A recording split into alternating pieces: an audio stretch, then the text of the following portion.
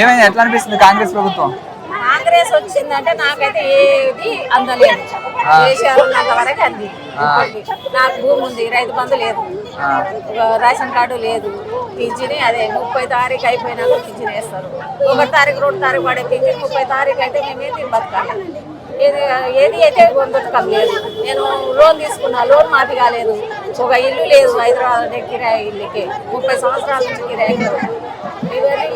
ఏం లాభం కాంగ్రెస్ వచ్చి?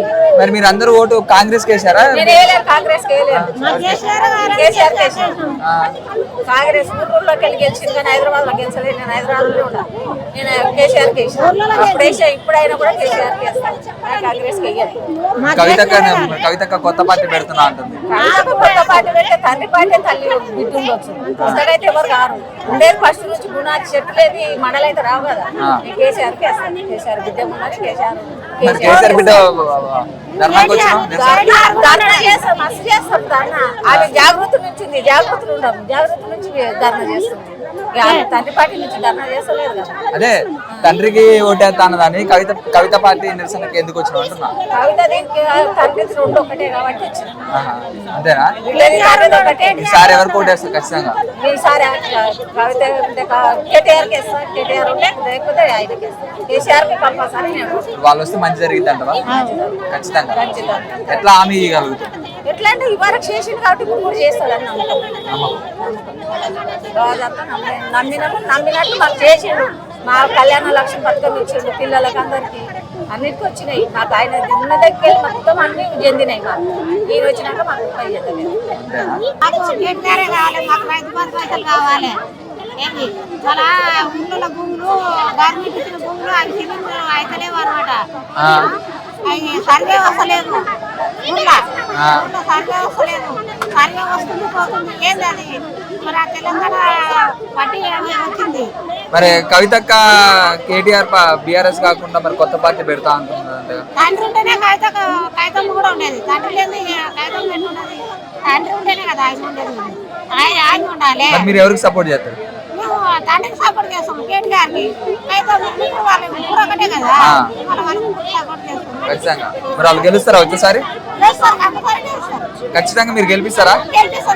పోయినసారి అంతే ఓట్లు వేయకుండా హైదరాబాద్ లోనే గెలిచినాను, ఊళ్ళోనే గెలవలే. కేసీఆర్ హైదరాబాద్ లోనే ఎక్కువ గెలిచిండు, ఊళ్ళలో రాలే. ఊళ్ళలో అదే ఊళ్ళలో రాలేదు. ఊళ్ళలో మరి మీరు అందరు గట్టిగా ఉంటే ఆయన వస్తాడు. చేసారా? ఇప్పుడు అన్ని పథకాలన్నీ మీకు వస్తున్నాయా? కరెంటు బిల్లు కావచ్చు, ఫ్రీ బస్ కావచ్చు.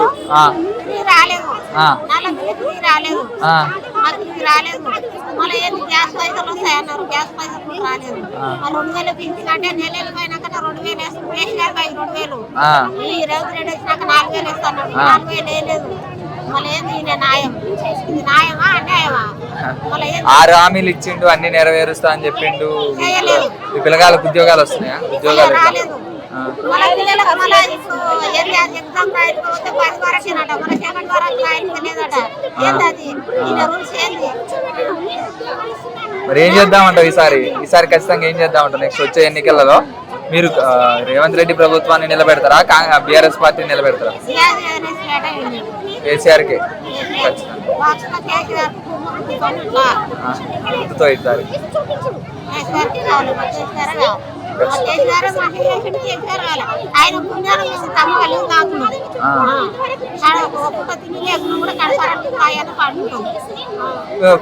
ఫ్రీ రేషన్ ఇస్తుండగా 5 మందులు ఎక్కువైనాయి. కాలనొప్పులు వస్తున్నాయి. అదేంటి పాలిస్ పట్టిండు చేసిండు అంతే. ఆడ ఏం దొరికినాయి కూడా అయ్యో సడన్గా దొరికి మొత్తం నూకాది నూకలే ఉన్నాయి. సడన్గా అంటారు కానీ నూకలు ఉన్నాయి. ఏం చేస్తాం? ముసలాళ్ళని తిండికి పోతే మా కాలనొప్పులు, మాకు మొగలు లేరు. మళ్ళీ నా ఇంట్లో 2 ఆడపిల్లలే ఉన్నారు. నాకు మొగలు లేడు. నేను ఎక్కడ పోవాలి? పింఛన్ వస్తుంది కదా? 2000 చేస్తారు. 2000 వస్తాయి. ఎక్కువ రావు. అంతేనా? నెల అయిపోయినాక వేస్తాడు.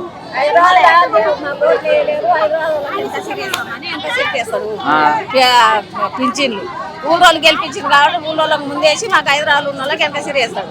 30 తారీఖు 31 తారీఖు దాటిన అయితే వేస్తాడు పింఛన్. ఆయనకి ఏది రావట్లేదు.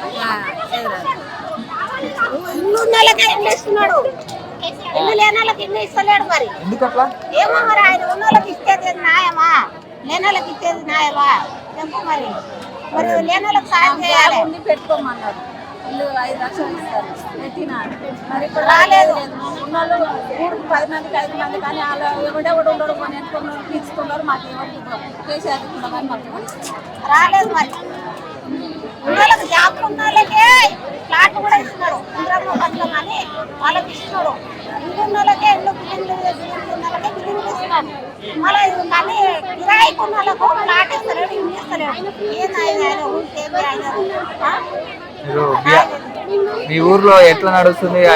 ఇందిరమ్మ ఇల్లులు కావచ్చు, పథకాలు కావచ్చు, కార్యకర్తలకు అయితేనే ఇస్తున్నారా లేకపోతే ఎవరికైనా సమానంగా ఇస్తున్నారా? అది వాళ్ళకే వాళ్ళకి ఇల్లు మిగతా వాళ్ళకి ఏది లేవు. వాళ్ళు ఇంకా గులాబీగిరి చేసేటోళ్ళకి అన్ని పథకాలు అన్ని అవన్నీ. మిగతా వాళ్ళని ఎవరు పట్టించుకోవడం ఎవరికి ఇయ్యాడు. మాకి మగమాకి లేడు. మళ్ళీ మేము ఉండకపోతే మాకు ఓటు కావాలంటారు కానీ మనకు న్యాయం చేయరు. ఓటు అడుగుతారు కరెక్టే, మాకు న్యాయం చేయరు. మీరు మరి అప్పుడు ఎట్లా మీకు డబ్బులు ఇచ్చి ఓట్లు వేయించుకుంటున్నారా? డబ్బులు అంటే డబ్బులు ఇస్తారు, లేకపోతే వాళ్ళే తింటున్నారు.